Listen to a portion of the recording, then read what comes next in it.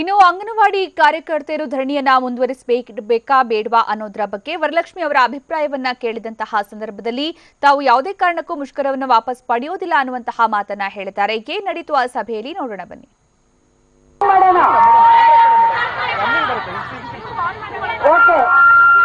ಈ ಕಡೆ ಇರೋರು ಏನ್ ಮಾಡೋಣಮ್ಮ, ವಿಡ್ರಾ ಮಾಡ್ಬೇಕಾ ಕಂಟಿನ್ಯೂ ಮಾಡ್ಬೇಕಾ?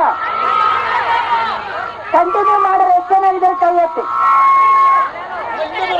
ಅಲ್ಲೇ ಇಟ್ಕೊಳ್ಳಿ. ಅವ್ರ ಮನೆ ತಗೊಳ್ತಾ ಇದೆ. ಹೋರಾಟ ಮುಂದುವರಿಸಬೇಕು ಅನ್ನೋರು ಕೈ ಎತ್ತಬೇಕು.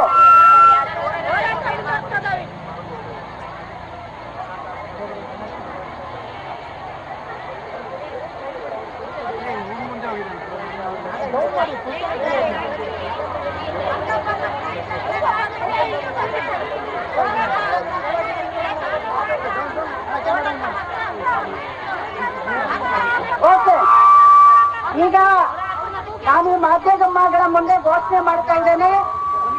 ನಾವು ರಾಜ್ಯ ಸರ್ಕಾರದ ಮಾತನ್ನ ಧಿಕ್ಕರಿಸುವಷ್ಟು ಖಂಡಿತ ದೊಡ್ಡವರಲ್ಲ.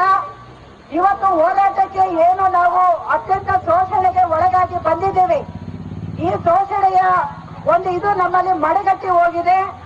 ಆಶ್ವಾಸನೆಗಳಿಂದ ನಾವು ಬೇಸತ್ತಿರುವಂತ ಹಿನ್ನೆಲೆ ಒಳಗಡೆ ನಾವು ಈಗಲೂ ಮತ್ತೆ ರಿಕ್ವೆಸ್ಟ್ ಮಾಡ್ತೇವೆ ರಾಜ್ಯ ಸರ್ಕಾರಕ್ಕೆ, ದಯಮಾಡಿ ನಾವು ಕೇಳ್ತಾ ಇರ್ತಕ್ಕಂಥ ಅಮೌಂಟ್ ಅನ್ನ ನೀವು ಅನೌನ್ಸ್ ಮಾಡಬೇಕು. ಅಥವಾ ಏಪ್ರಿಲ್ 19ಕ್ಕೆ ಅನೌನ್ಸ್ ಮಾಡ್ತೀವಿ ಅನ್ನೋದಾದ್ರೆ ಯುಗಾದಿ ಹಬ್ಬಕ್ಕೆ ಎಷ್ಟು ಜನ ಹೋಗ್ತೀರಮ್ಮ? ಈ ಕಡೆ ಇರೋರು ಯಾರು ಹೋಗಲ್ವಾ ಯುಗಾದಿ ಹಬ್ಬಕ್ಕೆ?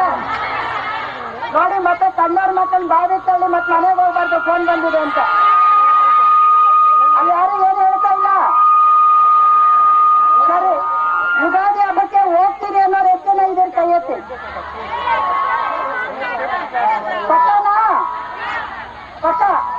ಓಕೆ, ಸೊ ಇದು ನಮ್ಮ ತೀರ್ಮಾನ. ಹಾಗಾಗಿ ನಾವು ಮನವಿ ಮಾಡ್ತೇವೆ ರಾಜ್ಯ ಸರ್ಕಾರದಲ್ಲಿ, ಇನ್ನೂ ನಮ್ಮನ್ನ ಇಲ್ಲಿ ಬೀದಿಯಲ್ಲಿ ಕೂರಿಸುವಂತ ಕೆಲಸ ದಯಮಾಡಿ ಮಾಡಬೇಡಿ.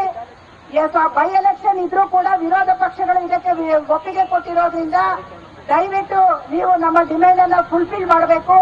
ಆ ಫುಲ್ಫಿಲ್ ಆಗದೆ ಈ ಜಾಗವನ್ನ ಬಿಟ್ಟು ನಾವು ಕದಲೋದಿಲ್ಲ ಅಂತ ಹೇಳಿ ನಾನು ಎಲ್ಲ ಮಹಿಳೆಯರ ಪರವಾಗಿ ನಾನು ಘೋಷಣೆಯನ್ನ ಮಾಡ್ತಾ ಇದ್ದೇನೆ.